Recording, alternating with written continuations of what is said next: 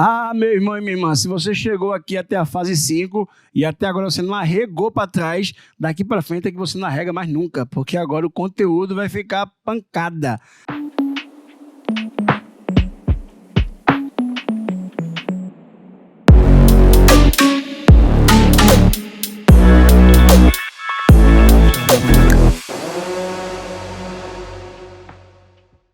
Na fase 5, pessoal, a gente vai aprender agora sobre técnica de sombra, técnica da textura mapeada que eu utilizo em todos os meus realismos, principalmente em pelo de animais e também técnica de pelos de animais. Então vamos embora que essa fase 5 vai ser muito bacana, você vai passar dela rapidinho porque eu sei que você está ruento aí para pegar uma pele também e aplicar essas técnicas que você vai aprender. E eu também estou aperreado aqui, doido para começar a prática, para te mostrar tudo isso que a gente aprendeu na prática de forma coesa.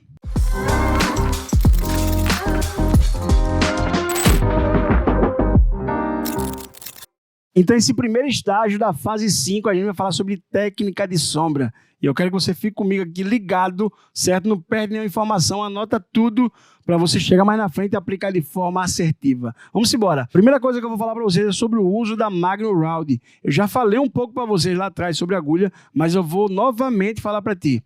Evitem usar a Magnum Round de pequeno número, porque ela não vai conseguir te permitir, de certa forma, fazer uma sombra mais homogênea. Se for para fazer textura de pelos que você vai aprender, aí pode até usar uma Magnum bem menor, não tem problema. Mas quando for tratar de sombra, fazer aquela sombra aveludada, uma coisa, um nuance bem bacana e bem homogêneo, a gente precisa de Magnum Round, de preferência de número 17 para lá, beleza? Quanto maior a agulha, se torna muito mais difícil a gente penetrar ela de forma demasiada, então isso ajuda com que a sombra fique mais lisinha, fique mais pixelizada, fique muito mais homogênea. Então, se for para utilizar Magnum Round para fazer sombra, sempre a numeração maior, certo? De 17 para frente.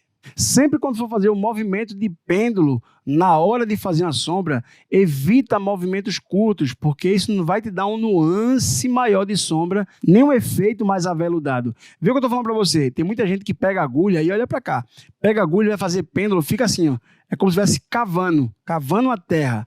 Mas está errado. O pêndulo ele tem que pegar aí, ó, como um avião descendo de forma bem gradativa e vai decolando também de forma gradativa. Esse movimento, quanto mais espaçado e mais lento você fizer, você vai pixelizar muito mais juntinho os pontinhos e no contexto geral, quando você vê de longe, você vai ver um nuance muito mais limpo e muito mais homogêneo. Então evita movimento de pêndulo muito curtinho.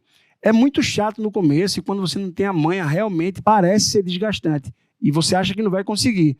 Mas tudo, como eu falei para você, no começo lá do primeiro módulo, requer o quê? Paciência. Então, treina movimentos mais espaçados e mais lentos, porque com certeza isso aí vai te dar uma maior assertividade na hora de fazer a sombra. Outra coisa que eu também já falei, mas vou reforçar aqui na sombra, é você equalizar a velocidade da sua mão com a velocidade da sua máquina. Se você trabalha com a mão lenta e a máquina muito rápida, com a voltagem lá em cima, se ela for uma máquina rotativa, vai acabar que você vai ferir demais a pele em um único local. E se você também tiver uma mão muito rápida e você deixar a sua máquina muito lá em baixa voltagem, a velocidade numa máquina rotativa, você vai espaçar muitos pontos que você está penetrando com a tua agulha. Então tenta equalizar bem essa regra para que você faça com que cada ponto fique juntinho de outro ponto e você no final tenha aquela gramatura geral de você ver a tua imagem, você ver aquela textura, ela sendo bem degradê, bem constante, bem crescente e decrescente, fazendo o volume que você precisa no teu realismo de preto e cinza.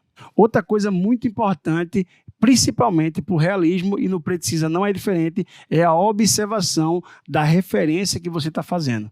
Muitas vezes a gente vai de forma intuitiva, achando que já sabe fazer, e a gente achando que a sombra é assim, a sombra é assada, e a gente se perde um pouco da referência.